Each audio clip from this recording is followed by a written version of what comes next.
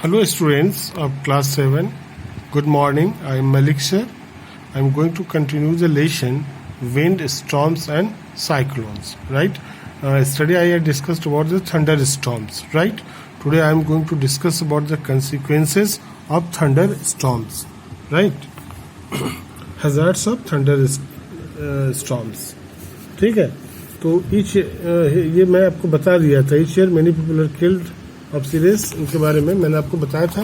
आज डिस्कस करूंगा precautions to be taken during thunderstorm. हम लोग थंडर स्टॉर्म के दौरान क्या सब प्रिकॉशन लेना चाहिए, कौन कौन सी सावधानियां बरतनी चाहिए.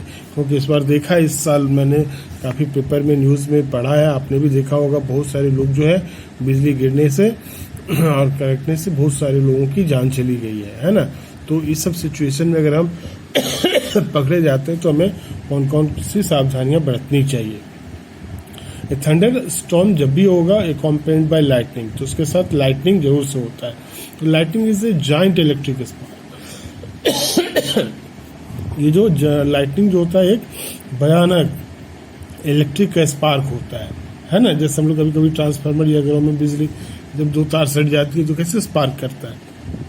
तो छोटी मोटी बात हुई, लेकिन वहां पर नेचर में जो लाइटनिंग होता है वो बहुत विशाल इलेक्ट्रिक स्पार्क होता है ना. ए bolt of lightning travels at a very high speed, high temperature. और जो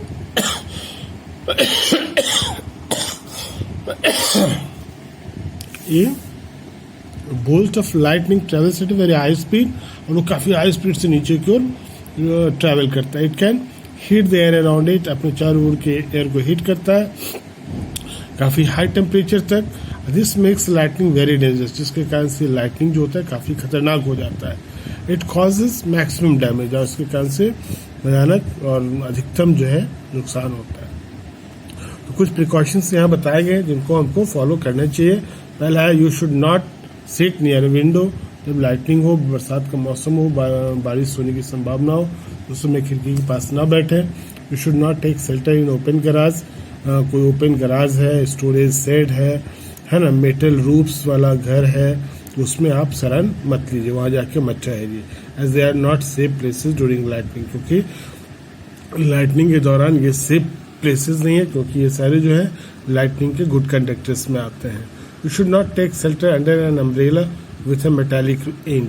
आजकल जनरली, पहले के दौर में लकड़ी का उसका वो होता था, अम्ब्रेला का जो एंड होता है बीच में जिसको पकड़ते हैं डंडा, लेकिन आजकल मैक्सिमम मेटालिक होता है. ठीक है, तो ऊपर का टिप भी ऊपर की ओर होता है, तो हो सकता है इलेक्ट्रिक स्पार्क उससे होकर आपके हाथों तक आ जाए और नुकसान कर दे. इसलिए जब भी मेटालिक हैंडल वाले अम्ब्रेला के नीचे में शेल्टर नहीं रहना चाहिए. ठीक है. तीसरा है, it is safer to be under shrubs और a collection of trees of uniform height. इससे अच्छा है कि कोई अगर कहीं पर अकेला अगर पेड़ है तो उसके नीचे तो बिल्कुल भी नहीं रुकना है. हाँ, श्रब्स जो छोटे छोटे प्लांट्स हैं तो उनके बीच में, खासकर वहां पर जब बहुत सारे प्लांट्स हो और एक ही हाइट के हो, है ना, उसमें नहीं कि एक बहुत बड़ा हो एक छोटा हो. ठीक है, बड़े प्लांट्स वगैरह पर बिजली के गिरने की संभावना सबसे ज्यादा होती है. Single tall tree choose close to the clouds and thus more likely to be. जो सिंगल और लंबा पेड़ है, खासकर तार का पेड़, खजूर का पेड़, ये सब काफी लंबा होता है, तो इन सब जगह पेड़ के नीचे में वो बादल के काफी नजदीक होता है श्रब्स की तुलना में, और वहां पर बिजली गिरने की चांसेस काफी ज्यादा होती है ना.